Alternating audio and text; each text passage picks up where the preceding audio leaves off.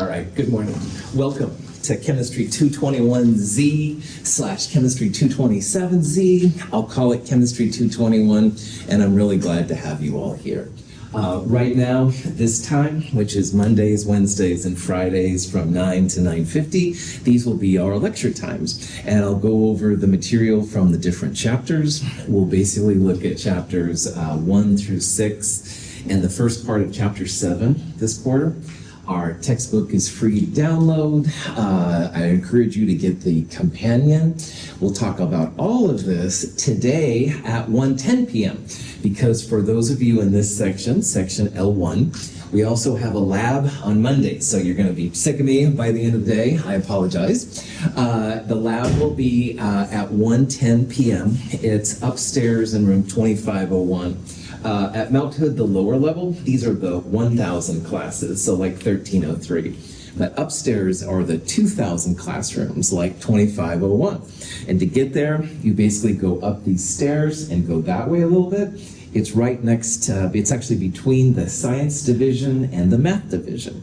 So it should be pretty chill to find. Again, this room are the lectures. I do record these lectures. You can see my little iPhone up here. These are hardly Hollywood, quality hits or anything. That being said, if I say something and you were like, what was he talking about? Or maybe you were thinking about something else, you can go back and check these videos out. So they can be useful. They're on YouTube. They're also a podcast and stuff like that. There are lecture notes that you can print. They're in the companion as well. You can go along with what I'm talking about without writing down all the details. In a class like this where there's some math problems, you don't want to have to write down, 3.23 grams and 4.74 milliliters, that kind of stuff, if you don't have to. So having the notes right there is really cool because you've got the information. You can just put down the parts that actually make sense to you and help you. So I do encourage you to get what I call the companion. It's available through the MHCC bookstore. It's roughly $30. It has all of the labs and the problem sets you'll need, but it also has a lot of other things like the lecture notes. And then again, the labs are on Mondays. That's the most important part of this class. It'll be upstairs. We'll start in room 2501 at 1:10 p.m. And usually around 3 o'clock, we'll move to the lab, 2507, same lab we used this summer. Should be pretty chill. Today, if you can, bring a printed copy of the 8 bottles lab and your calculator. Now, if you don't have your calculator and the first day is crazy like mine is, and you don't bring the 8 bottles lab, it's okay. I'll have some copies for you, but if you can bring it, it's a mark of coolness and it's one less thing you have to worry about. Some labs, you will need a pair of safety goggles, so make sure you get a pair. The dollar store has them. Home Depot has a little bit nicer ones. You just need something to kind of protect your eyes. Should be good to go. We will talk about how the class works a lot more this afternoon. But at this point, are there any questions? It's really cool to have you here, by the way. All right, so what we'll do is we're just going to start into chapter 1. Let's start talking about chemistry. Woohoo! What is chemistry? Great question, random student in the back of the room. And for the years to come, the world looks for better things, for better living, through chemistry. The science that has played a major part in the perfection of practically everything we use. Niagara Falls in the 1970s is a place that is synonymous with chemicals. Chemists make things as far apart as insecticides for the farmer and cosmetics for beautiful women. Substances are shipped out in tank cars and bear names like styrene, vinyl chloride, acrylonitrile. Modern chemistry and modern industry join hands in serving modern America. This is the 1950s version. Now, How would you describe chemistry? Chemistry. Chemie. Okay. Eller här kemi.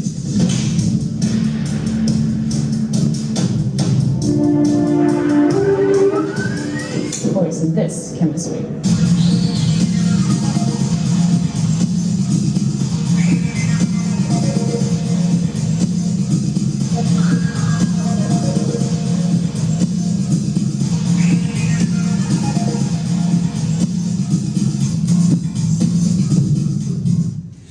So these are are just two different views as to what chemistry are, and you can decide for yourself what the appropriate thing is. Historically, chemistry apparently the term chemistry comes from an ancient Egyptian process for embalming the dead. So chemistry's always been a little weird.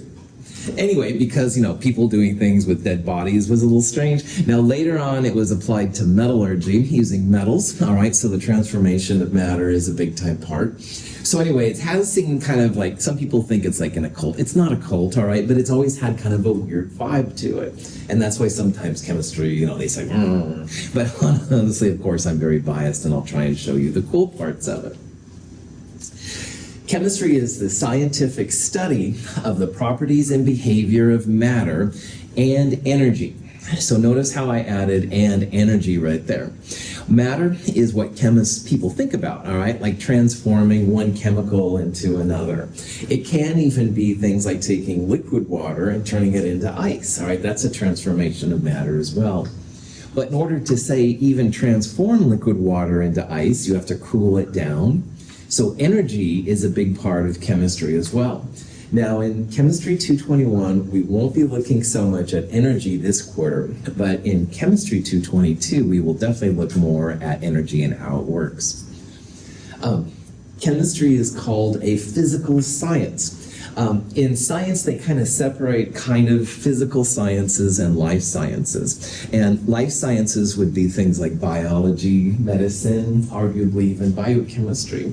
While the physical sciences would be geology, astronomy, physics, and definitely chemistry. Physical science worries a lot more about energy than the life sciences do. Life sciences do too, but in physical chemistry, it's really, really important. So because we deal with the transformation of matter and energy, we're going to be really worried about measurements, because you can make good measurements and you can make bad measurements, all right? And sometimes making a bad measurement is appropriate, by the way. No disrespect to bad measurements. But if you can, of course, it's always better to make good ones. We'll also be worried about the units of things. A scoop, a handful versus a pinky or something like that. The quantities make a difference, so we need to talk to each other about which one is right. And then, like I said in the background, even though it won't be a lot this quarter, we will think about the energy required to make these things happen. Chemistry is the science of matter, of its properties, and of its transformations. All matter is made from about 100 elemental forms, the elements. Intrinsic to matter is energy. The waves of the ocean are energy made manifest and obvious. But energy permeates even the most subtle interactions of matter and is fundamental to chemistry. So chemistry comes from a whole bunch of smaller pieces, which they call elements. And on my left and on my right are examples of what's called the periodic table of elements, all right? And this is kind of like an alphabet to chemists. So an alphabet in the English language would have 26 letters, A through Z, and from those letters you can make words and then put them into sentences and stuff like that. You can kind of think about the elements as being like letters as well, but instead of just 26 letters, we actually have now 118. Chemists are always running into old periodic tables, and this one unfortunately is old. All the way over to 118 now, elements are known. And so from those 118 elements, you can make bigger compounds like words. And from those words, you can make the transformations possible, which would be like sentences. So it's really fun. And it's cool to think about all the possibilities that can come from there.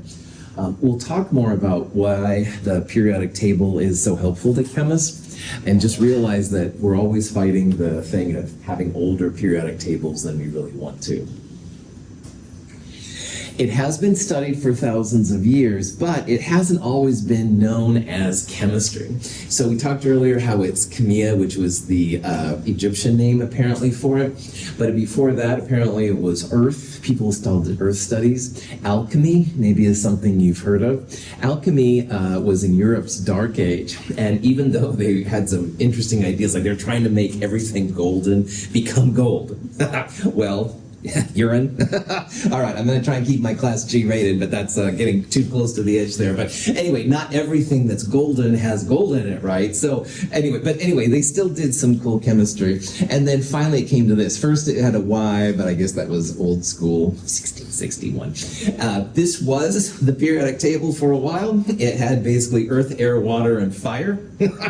We've come a long way, baby. But anyway, it has been around for a long time, and we're going to see the most modern iterations. But it is an evolving science, too. So everything that I talk about, I'll tell you the current state of things, and then we'll talk about a more up-to-date version as we go along. If you ever have questions on anything, you're welcome to ask, of course, and stuff, too. Chemistry is called the central science, and this is kind of a neat thing about chemistry too. Chemistry is at the crux of a lot of different fields. So for example, let's say that you want to be a geologist, all right? You're going to have to take chemistry.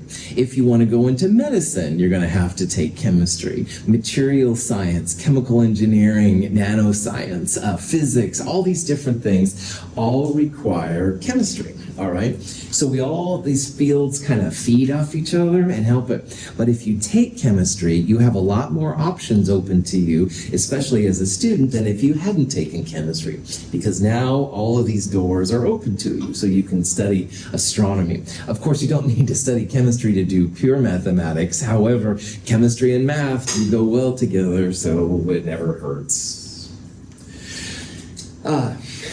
Chemistry itself is split into several subsections. The two biggest subsections are called organic and inorganic. Organic chemistry is the biggest part probably of chemistry, and it mostly revolves around a couple of elements in the upper right-hand corner of the periodic table. Carbon, which is C, nitrogen, which is N, oxygen, O, and I would add, by the way, hydrogen over here on the left, even though it's not listed there. But those elements make up almost all of organic chemistry. And if you've looked into the fields and paths that people take in college for chemistry, organic chemistry is usually the second year class. So while this class, Chem 221 through Chem 223, is the first year, the second year is pretty much organic chemistry. So it's a very specialized form of chemistry, much more than we'll do in this class. At Mount Hood Community College, we have 5 full-time chemists, and 2 of them are organic chemists. So it's a cool field, etc., etc. Myself, however, I am an inorganic chemist. In organic chemistry, when you do labs, if you're lucky, your compound is white and sometimes black. And if you're unlucky, it's brown. Those 3 colors basically define everything you see in organic chemistry. That wasn't quite right for me. I love the colors. So in inorganic chemistry with metals, so many colors, purples and blues and reds and greens, and all the paint colors, more or less, come from inorganic chemistry. And believe it or not, that stupid reason is basically why I went into inorganic. So while organic chemistry is basically just the upper right-hand corner with hydrogen, inorganic chemistry technically is all of the periodic table. It's more the metals, which are more kind of the lower left-hand side, kind of. We'll talk more about this later, but technically it's everything. Inorganic chemistry is really fun for chemicals. Myself and one other chemistry instructor are inorganic chemists here at Mount Hood. The other 3 kinds of chemistry, which you will see, analytical chemists are people that are really concerned with how much and what kind of materials you have. So if you're in your grandfather's basement and you find some unknown chemical and you want to know what it is, well, probably don't want to lick it or smell it or something like that, right? You'll be on the floor too often in chemistry. But anyway, you can send these things away to have them analyzed. And that's what an analytical chemist does. Spectroscopy is the study of light with molecules. And spectroscopy is really important. We'll talk about that in Chem 221. Physical chemists are people that are really involved with where physics, chemistry, and calculus more or less come together. All right, so very intense kind of math and analytical reasons. They will use computers and modeling, stuff like that, to figure out their things. And then finally, biochemistry or biochemical chemistry is where biology and chemistry come together. And while biochemistry was hardly known in 1940, shall we say, it's now one of the biggest parts of chemistry as well. And the 5th chemist at Mount Hood, full-time chemist, is a biochemist. So this is a really cool field. Again, mostly what I studied were the metals, things that were dead, all right? So you'll start asking me biology questions, and I will try to answer them, but it's not really as much as I know. I can help you with other fields and stuff, but anyway, questions? Cool. We use chemistry every day, and this is really important, man. So we use it just for digesting food, all right? You've all been using chemistry since you walked in the door, woohoo, because you've been breathing, at least most of you, no, you've all been doing it. Obviously, that's important. Plastics, so important. So my remote control, my phone, a lot of the things around you, plastics only come from chemical processes. Polymers is a fancy name for plastics, all right? And we'll talk about polymers in a future lecture a little bit. But probably the biggest place that we use chemistry is cell phones. And man, there's just tons of elements in every cell phone. There's something like 1/3 of the periodic table can be found in your cell phone. And it comes from the covering, it comes from the electronics inside and the batteries and stuff. So woohoo, chemistry is cool, but you knew I was going to say that in this course. So anyway, any questions on any of that? Yeah. Where would you classify materials science on chemistry to physics? Right on. I would categorize that as like a third part of a triangle, all right? And well, chemistry is usually involved with reactions using, say, under 100 grams, and physics is more involved with processes that transform. Material science would be like usually bulk things. So they would work with chemical engineers, which is maybe a fourth part, like a square and stuff of things. They would do bulk parts. But it's a cool field and stuff, yeah. I haven't dealt with material science as much, but I sure respect the field. All right. So, in chemistry, we have to start talking about atoms, all right? And atoms are just super small, all right? And if you were here earlier enough, I did a thing about the water. I'll do that again later, maybe not right now. But they're really small, all right? Like, for example, here on by my computer, I found a penny. And a penny is small, but you could count 100 pennies and you could see them and stuff. Well, a penny is so much smaller than, an atom is so much smaller than a penny that even with our best technology, all right, it's very, very difficult to move like an atom from here to here, all right? It's become possible, but it's incredibly difficult.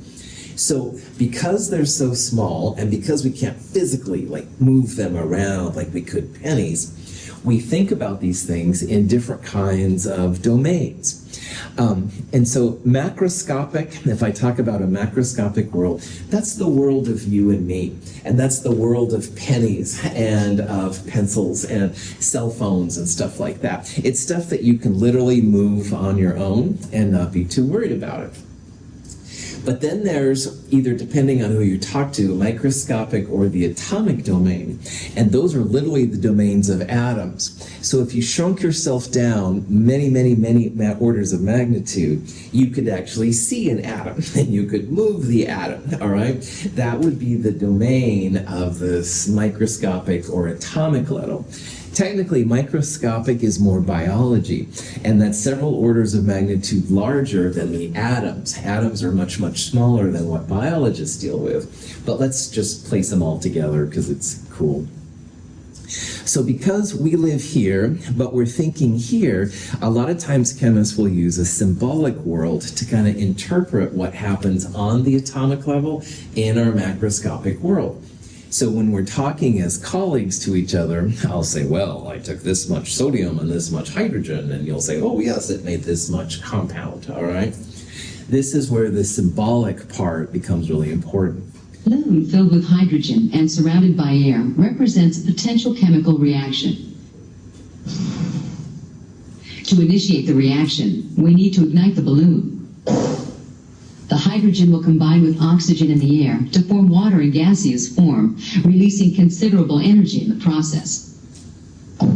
At the molecular scale, the molecules of gaseous hydrogen, H2, and oxygen, O2, combine to produce H2O, water, generating heat and light. So this was an example of a macroscopic world. Got a balloon, it's filled with hydrogen, we put our cigarette lighter next to it a little too close or whatever they're using, pop, all right? That's what we see. That's the thing that we would experience. Why was that happening? Good question. What people have found is that in the balloon right here, you've got oxygen, O2. Each of those two sets of white atoms, those are oxygens. And I'm sorry, the red ones are oxygens. Excuse me, inside is hydrogen. My apologies. These are oxygens. That's what we breathe. That's around us all the time. Duh, Michael. And on the inside is hydrogen. Hydrogen's not quite as common, all right? And what happens when you light the outside of the balloon, there's an energy release, all right, that happens, and you end up making good H2O. So again, here are the hydrogens, the white ones. The red one is the oxygen, and there's another hydrogen, so that's H2O. So on the atomic level, the H2s in the balloon and the oxygens outside combine to make water. If I wanted to talk about it, though, to you in a very concise form, this is how I would express it. And you can see there's like an arrow. You can think of the arrow as being like a before and an after, all right? So before we had some hydrogen and oxygen, and after we had water. So this is a much more concise way of describing what we saw up here once we understand on the atomic level. So in my world, all three of these perspectives are important, and we'll use them and we'll talk about it. Don't feel like you have to understand what's happening on this reaction. But I wanted you to get used to the ways that chemists talk about these things, all right? It's not just looking at it or even figuring it out, but it's also then representing it in a way that kind of makes sense. Is that cool? Questions? Here's maybe an even better example. This is a big iceberg floating in the ocean. And of course, outside is the air. So this would be kind of what we see, all right? Woohoo, look out, Titanic. No. Anyway, here's the big ice. Bad joke. Anyway, I saw that recently. Okay, prop hat back on. By the way, I say prop hat back on. Sometimes when I start going down a rabbit hole I don't need to go to. So prop hat back on. You know. Okay, I actually do like movies a lot, so I make a lot of movie references. You don't have to like any of my movies, so I don't know if I recommend Titanic. Okay, prop hat back on. Anyway, we see the iceberg floating in the water. Above it, there's air, and air has about 20-ish% water. So we have then different ways of representing it, all right? Now, all of these are H2Os, and up here it's the easiest to see. The red is the oxygen again, and whites are hydrogen. That's very common, by the way, for those elements, but sometimes you'll see different colors. Anyway, up in the air, it's all gaseous water, water vapor, all right? It's around us all the time. On the other hand, the ice of the iceberg there, all the waters are very heavily connected. We'll talk about this in Chem 222 more, what's happening. But we would write H2O solid, which is an ice cube, basically. And then finally down here in the water, assuming it's not seawater and all that jazz, we would have H2O as a liquid, all right? And you can see how the transformations of water make up the differences in these states. So here it's a very concise form, but here they're all very together. And then of course in the air, they're more kind of spread out. Okay. So the phases of matter are something we'll talk a lot about, because sometimes you can make a chemical react if it's in the liquid phase, but you won't be as effective if it's the solid phase. So the phases of matter are basically solid, liquid, and gas. And water's probably the three phases you're most familiar with, because obviously an ice cube in your freezer would be solid water. The liquid water you drink, all right, and coffee or whatever, that would be the liquid water. And if you heat the water on a stove and you see the steam coming out, that's gaseous water. But here's the punchline here. All three of these are H2O, all right? As you turn liquid water to gaseous water, it's still H2O. But the difference is how the water molecules are connected to each other. And you can see from these little pictures that it's quite interesting. In this case, the liquid phase, the molecules are tighter than in the solid phase. This is an example of what happens with bromine, which is another nasty chemical that you don't want to have around your house if you can help it. But anyway, the solids molecules of bromines are very, very close to each other. The liquids are a little bit more spaced out, and then the gaseous bromine, which has kind of a cool red-brown kind of color to it, they're even further passed around. So the three phases that we'll talk about the most, again, solids, liquids, and gases, and they're all really important. But all solids, whether it's bromine or water or caffeine, very rigid, all right, very well-defined kind of barriers. They have a fixed volume, all right, you can't change that part. Liquids, like liquid water, all right, they will flow if you pour them out. Solids just kind of chunk down, but the liquids will actually flow and kind of go wherever they need to go. They will take the shape of the container that they're poured into. So solids will just, kind of go in there, but the liquids will actually fill it up. Gases, on the other hand, will expand to the maximum volume every time they can. So if I say, hey, I've got this cool gas in my hand, and I open my hand, all of the gas is gone. It's now all over the room. Gases are kind of hard to control, which is kind of interesting. So we'll talk a lot about solids, liquids, and gases, transformations of one to the other. Think back to water as a good example of it. Here's a good example of solid, liquid, gas for something like water. Like you have an ice cube, you'd have liquid water when you heat it up, and then finally the gases would just expand out to the maximum part. Questions on that? If I can tell you a secret. There's a fourth state of matter. It's called plasma. And we will talk about plasma in Chem 222. This is not the plasma of like blood plasma that sometimes people go and they donate their blood plasma. It's not that kind of plasma. This is actually a fourth state of matter. It's rare on the Earth, but it's the most common state of matter in the universe. We'll talk about this more in Chem 222, but just realize that on the Earth, solids, liquids, and gases dominate. Plasma is rare, but outside of the Earth, plasma is the biggest thing of all. And we'll talk about that more in Chem 222. Sometimes I like to tease people with these little nuggets of information that, anyway, questions? Okay. According to the kinetic molecular theory, the molecules of a solid are locked in place, though they have motion. Molecules of a liquid are closely associated with each other, but move relative to one another. Molecules of a gas move independently and occupy a much larger volume than those of a corresponding liquid or solid. The reason why there are three phases, actually four, but three are the most important for us right now. Three phases of matter can be represented pretty well through what's called the kinetic molecular theory, KMT, which is something we'll talk about every once in a while in these classes. And kinetic molecular theory is basically a theory of how energy affects them. But you can see here how solids, everything's very rigid, they all are together. Liquids are kind of a little bit more flexible, and then gases and stuff kind of go all over the place. How can I help? I'm not even a scientist. Why, you have the most important job of all. You'll be our test monkey. Test monkey?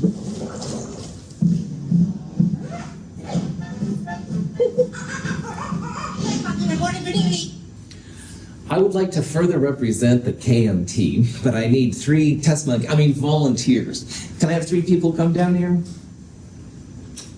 Thank you. 1, All right, all right, all four of you come down. Actually, that would be great. I want 4 volunteers. Yeah, I'm sorry. Thank you, brothers, for doing this, man. So, some of you I know from the summer. Some of you I don't know at all. I'll learn your names eventually. I'm really bad with names, so I'll call you Old John in the meantime. No, seriously. All right, so I want them all to line up perfectly in a line, which knows that they've done. This is the solid. Now, all of you take 1 step forward and 1 step back. Excellent. So you can see this is how solids move. You push a piece of table salt or a big chunk and stuff, that's how it moves. And it doesn't move perfectly. Like you can see there was a little bit of variation and stuff. You know, it's still early. I appreciate it. So this is what a solid is like. All right? So each one of these guys could be water molecules. They could be caffeine molecules. Can't tell I like caffeine. Anyway, or whatever, but they all are going to be that way. Now, I'm going to take out my proverbial magic wand, wave it around, and turn them all into liquids.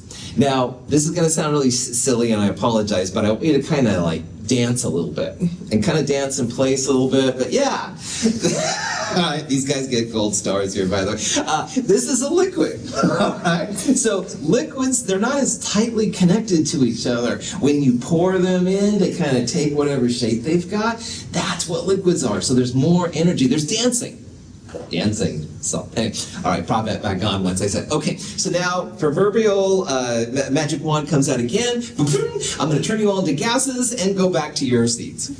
Excellent. Now they have no control. They're all going independently of each other and stuff. And they've all got my good graces, by the way, for being able. So first of all, let's give a round of applause because the first day of class here, the instructor asked me to do things. Thank you guys. I appreciate all 4 of you, man. So anyway, now hopefully you will never forget what the kinetic molecular theory is all about. Thank you again for your help. Now, those energies are what make these different transitions possible, all right? Because it's not normal to go from a solid to a liquid, liquid to gas, or gas to liquid, liquid to solid. So I need to talk about 2 terms here. And these are going to be things we won't talk about so much in Chem 221, but we will mention them once in a while, and we'll tackle these big time in Chem 222. Endothermic means that it takes energy to make something happen. And down here, when these 4 guys were here, I used my magic wand first to make them go solid to liquid and then liquid to gas. Those are energy-intensive processes, so we would call them endothermic. And every time you take a solid to a liquid or a liquid to a gas, or even go solid to a gas, like we'll talk about, always going to take energy. All right, it doesn't happen by itself. So if you leave an ice cube on the tabletop here, it will first go to a liquid, and if it's warm enough, and after a while, it'll go to a gas, all right? But in the process, it's going to take energy from the outside. Now, on the other hand, if I did the opposite, if I had them all gases and then I made them start dancing into liquids and then liquids down to solids, they're going to actually release energy when that process happens, and that's called exothermic. And I don't say always a lot in chemistry. I'll say, well, most of the time, high probability, those kind of things. Always. Solid, liquid to gas, always going to be endothermic, going to take energy. And gas to liquids, liquids to solids, gases to solids, always exothermic. It's always going to release energy. So if you hear endothermic and exothermic, endothermic means it needs energy to make it happen, and exothermic means that energy will be released. And again, we'll talk about this more as we go through the class, more in Chem 222 than Chem 221. Questions? All right. Mass and weight are weird terms for chemists. Now, technically, all right, in this class, we're going to use mass, which is grams, kilograms, and stuff like that. And the reason why chemists like using mass is that the mass is the same no matter where you are. So here are 3 examples of the same amount of mass, but on the Earth, on the moon, and in space. And you've seen people like maybe in science fiction movies or whatever, that they can bounce on the moon, you know, and they go long ways and stuff.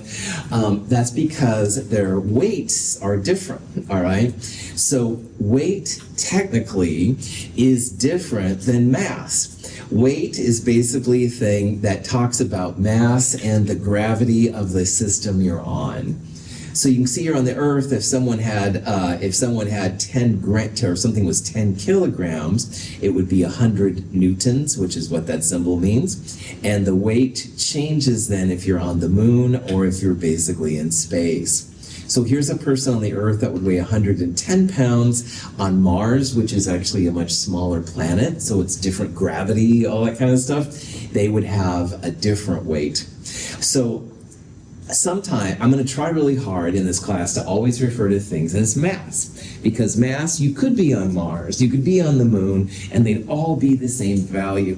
But in our day-to-day world, which is where I have to make connections to, if you weigh yourself on a scale, it's almost always weight, all right? And technically weight is different than mass. I'm not going to make a big deal of it, but if you hear about weight and mass, just realize that technically we're all about mass, not about weight. This is kind of a fine-tuning thing. We're stepping a little like a toe into physics at this point, but just realize that mass is cool for chemistry, and weight is not really the right thing. The law of conservation of matter is something that we'll talk about more in a future lecture, and it just says that matter can't be created or destroyed, and this is also really important. So this is also wild. I was talking about a magic wand earlier. I always leave mine at home, darn it!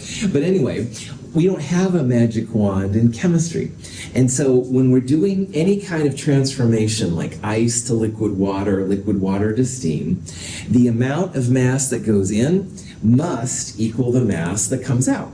So if you put 10 grams of water, liquid water in, you should get 10 grams of solid water out, or 10 grams of steam. You don't lose mass, you don't make mass, it's always going to be the same amount. We'll talk about this law of conservation of matter more in a future lecture, but it is something that chemists also get real worried about. If you have weight, then the weights might change on you depending on your situation, and so it just gets confusing for chemists. So mass is where it's at.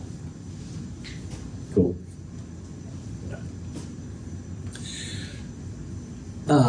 Mixtures and pure substances are also important. In chemist world, a lot of times people get paid either for figuring out what exactly a compound is. So you find that proverbial compound in your grandfather's basement. You want to know what it is. Chemists get paid for that. But the other thing, of course, is being able to transform chemicals to make plastics for cell phones or whatever you happen to be using them. So chemists need to know if you have a pure substance or a mixture, all right? And I'm just going to go over these real fast. It's something that has to be real crazy, but a heterogeneous mixture is a type of mixture. And it's where you can actually see two different phases in the same thing. So if you go by the river and you throw a rock in the water and the rock goes to the bottom, you can, and if it's clear water, you can see the rock, but you also see the water. That would be a heterogeneous mixture, all right? You can see the rock in the water, two different compounds in the same space. That would be it. Chocolate chip cookie is probably a better description. If you have a cookie, you can actually see the chocolate chips and getting hungrier all of a sudden. Anyway, prop that back on.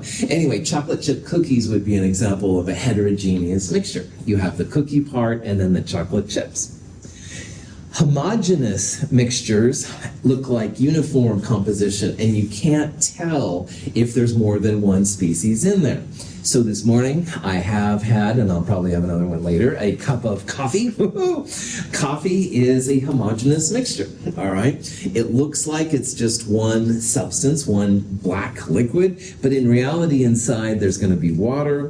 There will be the caffeine of my coffee anyway, the coffee essence itself. Maybe you like to put other things inside it, but it's a mixture.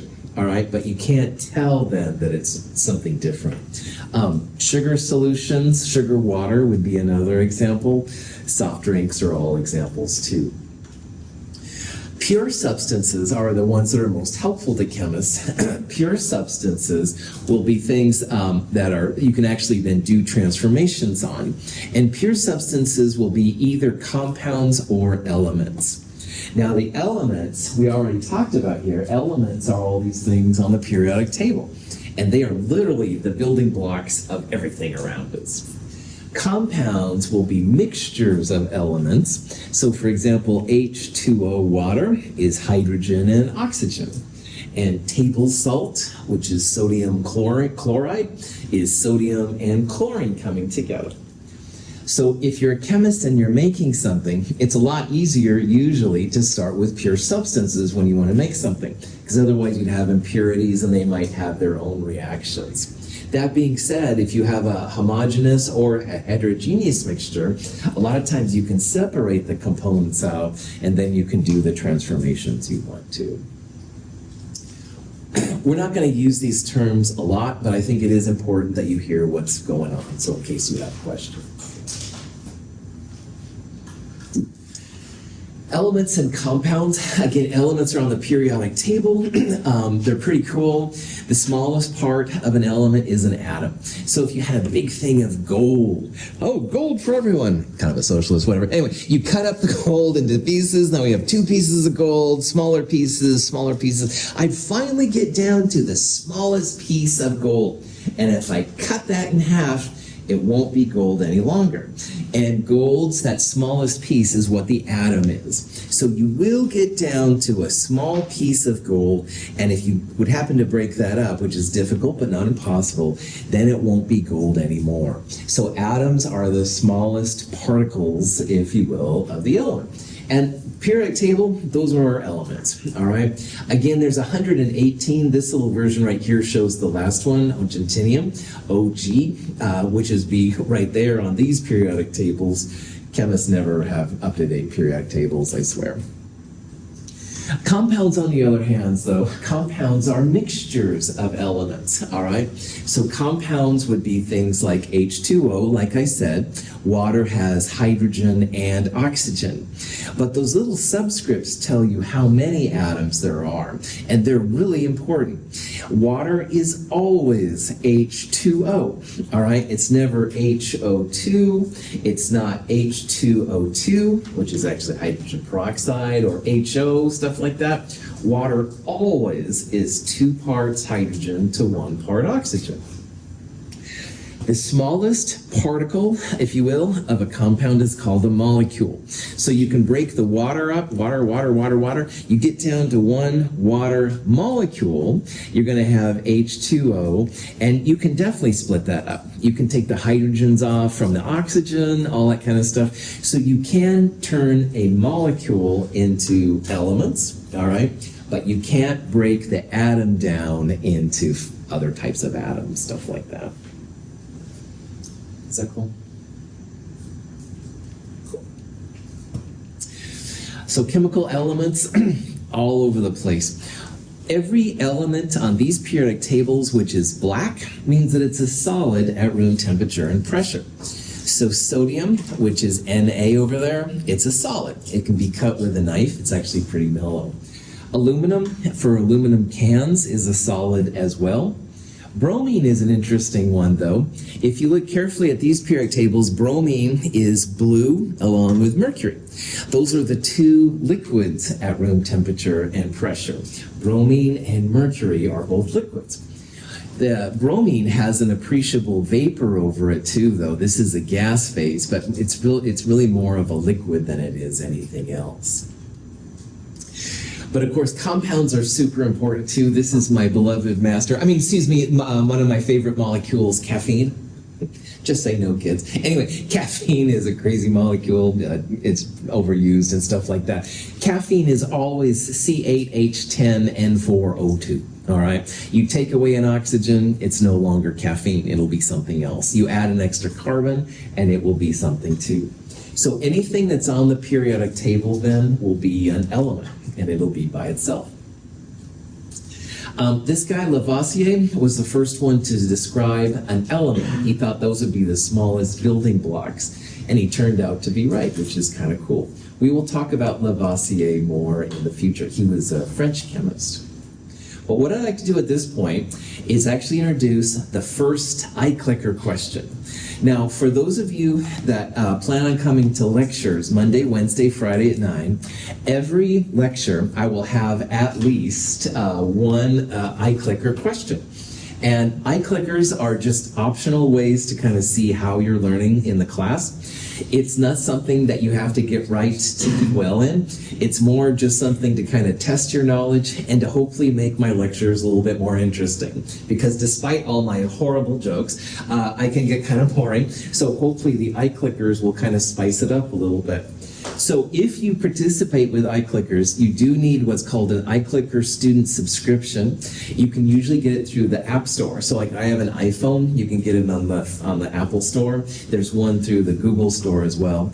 I think it's like $15 for the year. I don't know, honestly, that amount. So it's not something you have to do, but if you wish to do it, you'll get out your phone, you would then push this right button, and whatever question you do, you'll get credit for it. If you participate in at least 15 lectures, you will get extra credit for doing it. So it's a cool way to get extra credit if you're cool getting a subscription, stuff like that. So this is an example of an iClicker question. This is just a question that says, which of the following is not a compound? Hold on a second. There we go. And the answers here: salt, water, potassium, table sugar, drinking alcohol. Well, like we just talked about, the elements and stuff are going to be the pieces by themselves, and compounds will be mixtures of things like NaNCl or carbon, hydrogen, oxygen, stuff like that. So for this one then, on your iClicker, if you would push then, of course, potassium C, you would get the right answer. Now, if you pushed, for example, E, because I know the first day of class is kind of crazy, but I don't really mind if you don't answer the right question. I just want you to participate in what's going on. So participation is what iClicker is all about. It hopefully makes it more interesting to you. However, you don't have to get a subscription if you don't want to. You're welcome to just kind of like go along, make your best guess on a piece of paper what it is, and then we'll talk about the answer and stuff, what it actually is in a little bit. So think about it. It's an optional purchase. It's not required. But if you do want to do it and you have your cell phone with you, it is a cool way to get extra credit. Questions on anything? All right. So, chemical elements, smallest pieces of the periodic table, the atoms. Compounds are mixtures of elements with definite ratios. H2O is water, not H2O2 or HO2, stuff like that. And you can break compounds down into elements, into atoms, but you can't make elements break down into compounds. These are some home pictures, home videos of atoms, all right? And the scale is just incredibly small, all right? A meter, 1 meter, is this length right here. It's about 3 feet if you're born in Gresham, Oregon, like I was. Anyway, 1 meter is about that long. This is 10 to the minus 9. So, break that down to 10, 1/10, 1/10, 1/10, 1/10, 9 times. And that's what we're looking at in pictures like this. So atoms are really small, all right? You can't use a regular microscope to see atoms. You need special types of microscopes. There's lots of different versions of them. Sometimes they involve x-rays and stuff. You can see what they've got. In this picture right here, every hump is a copper atom. So, woohoo! Back last summer, I saw my copper atoms. No, so this is exciting to chemists, believe it or not, because this is like the best picture of atoms that we have. These little spheres in here, these are all carbon atoms. And again, they're actually moving around. As long as you have a temperature which is somewhat above room temperature, there will be movement around. We'll talk about temperature probably more on Wednesday. So. Again, very, very small, very, very specialized things, but the chemists are getting the technology finally to start making pictures of these things, which is kind of exciting and stuff to see. Any questions? Okay, I'm going to stop here and stuff. We'll do more of this on Wednesday. Again, I do want to see you today, 1:10 p.m. up in room 2501. 2501 is upstairs and that way. It's kind of halfway between the math and the science areas. If you can bring the 8 bottles lab, a printed copy with you, and your calculator, you'll be good to go. But just show up if you can. Have a great day. Thank you.